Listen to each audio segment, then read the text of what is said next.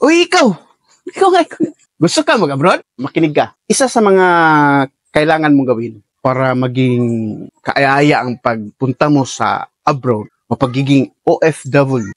Sa pag-uwi kasi niyan ang husgahan ka, maging mabuting asawa ka.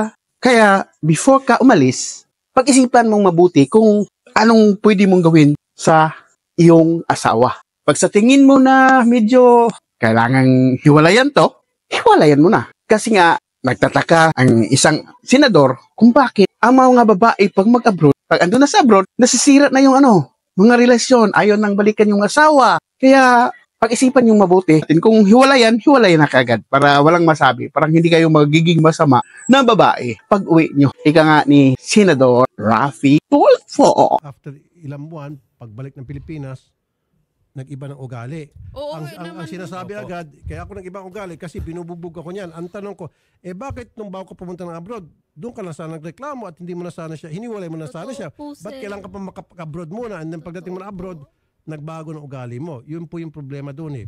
Di ba? Kung talagang binubugbog ka niya, bago ka pa man nagpirma ng kontrata papuntang Riyadh, inaayos mo na yung problema. Nakipaghiwalay ka na sana sa kanya. Yun namang gustong magpatulpo. I-check nyo rin kung ano talaga ang gusto nyong mangyari sa buhay nyo. Ano ba ang purpose ng pagpunta nyo dyan? Yun lang bang gusto ko lang mapahiya yung asawa ko, mapahiya yung partner ko, kasi hindi magandang bagay na gawin yon. Ulit-ulitin natin na hindi lang sarili natin ang ating inilalagay sa kahiyan, kundi ang buong pamilya, lalong-lalo na yung mga anak natin. Dito sa kaso na tinatalakay natin ay may 6 silang anak na pumunta sa Tulfo. Wala naman tayong nakitang magandang nangyari. Hindi naman sila nagkaayos, hindi naman sila nagkabalikan. Kasi may mga bagay kasi na tayong ginagawa na para magkabalikan sana, di ba? Sad boy ka. Pag sad boy ka, di ba? Wala ka ng choice. Pumunta ka dyan para makuha mo ulit yung asawa mo. Pero kung alam mo sa sarili mo na wala talagang papupunta, huwag ka na pumunta dyan. Para ano pa? Yun na nga lang, kung gusto mo lang ipahiya yung asawa mo. At uulitin ko, hindi lang yung asawa mo, pinapahiya mo, kundi yung buong pamilya mo, lalong-lalo na yung mga anak mo. Pero dito, nakikita ko, gusto ng tulong lang. Gusto lang ng lalaki na humingi ng tulong dyan sa programa ni Senador kasi dyan sa nakikilala na tumutulong. Pero sa halip na tumulong, kailangan kang may magandang kwento. Tulungan ka pag may maganda kang kwento. Kailangan mo pang ipahiya yung sarili mo para matulungan ka. Para lang sa isang pangisda, sasakyang pangisda. Pambot! Yun lang ba ang kapalit para sa kahiyan mo? Mag-isip ka naman. Diyan na ba kababaw? Napupunta ka lang dyan para matulungan ka? O sino bang mababaw dito? Yung gustong tumulong? O yung bang nagpatulong? Ay, kayo lang humusga kung sino mababaw dito. Yun ba kababaw?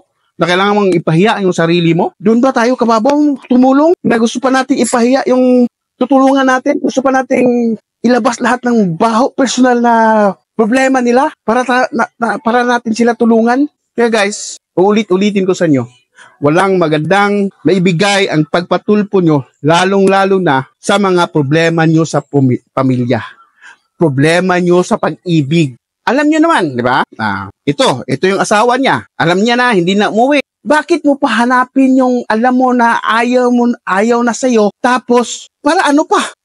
Okay, andyan na tayo.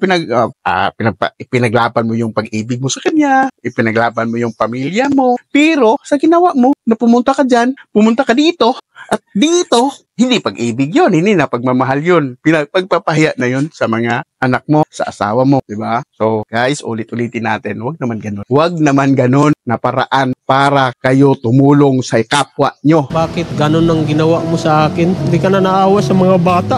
Dami natin na rin.